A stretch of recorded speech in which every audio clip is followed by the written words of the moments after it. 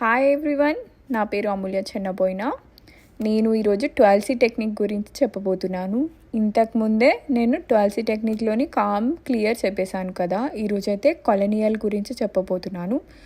కొలనీ అంటే ఒక నిర్మాణ క్రమంలో వరుసగా ఉన్న ఇల్లు అని అర్థం.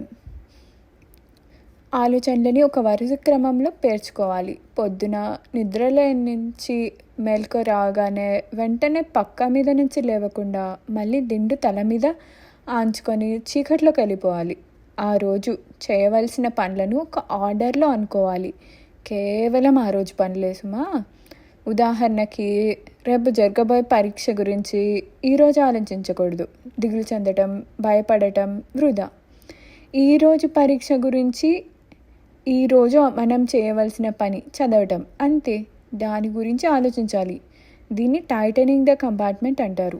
రేపటి కష్టమైన పరీక్షను తలుచుకుంటూ ఈరోజు పరీక్ష మంచిగా రాయకపోతే చాలామంది అక్కడే తప్పు చేస్తారు. దానివల్ల ఏంది లాభం? మనిషి యొక్క విజయం అంతా ఈ కాలనైజేషన్ మీద ఆధారపడి ఉంటుంది. అందుకే మానసిక శాస్త్రవేత్తలు దీనికి ఇంత ప్రాముఖ్యత ఇచ్చారు. ఇంకొక ఎగ్జాంపుల్ చెప్పాలంటే, మీరు మీ స్కూల్ తరపున కానీ మీ కాలేజ్ తరపున కానీ ఒక చెస్ ఈవెంట్కి చెస్ కాంపిటీషన్కి వెళ్తున్నారనుకోండి, లేదా ఇంకేదైనా కాంపిటీషన్కి వెళ్తున్నారనుకోండి. బట్ మీ స్కూల్ వాళ్ళు దానికి ఏమి ఫెసిలిటీస్ కానీ ఫండింగ్ కానీ చేయలేదు. అప్పుడు మీరు ఈరోజు అంటే 10 days తర్వాత జరగబోయే కాంపిటీషన్ గురించి ఈరోజు ఏం ఆలోచించాలి? జస్ట్ మనం టికెట్ రిజర్వేషన్ కానీ, అక్కడ స్టేయింగ్ ఎలా కానీ, ఎవరినెవరిని తీసుకెళ్తున్నాము, అండ్ కాంపిటీషన్కి సంబంధించినవి ఏమేమి ప్రిపేర్ అవ్వాలి, ఇవన్నీ పనులు చేసేసుకున్న తర్వాత మరో 10 రోజుల వరకు దాని గురించి టెన్షన్ ఫీల్ అవ్వకూడదు. ఏవైనా కొత్త పాయింట్లు మనసులోకి తోస్తే రాసుకోవాలంతే. టెన్షన్కి ఆలోచన అని కొందరు పేరు పెట్టుకుంటారు. అది చాలా తప్పు. దీనివల్ల టైం వేస్ట్ తప్ప మరే లాభము లేదు. కొలనైజేషన్ ద్వారా పనులని క్రమ పద్ధతిలో ఆలోచిస్తే సమయం చాలా ఆదవుతుంది, సేవ్ అవుతుంది.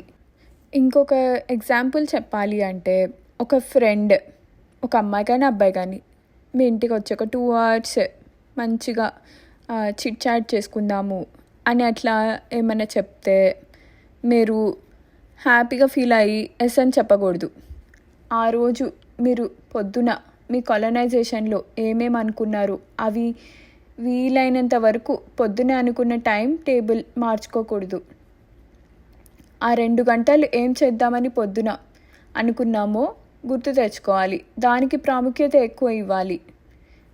సో టైం మేనేజ్మెంట్ అంటే ఇదే.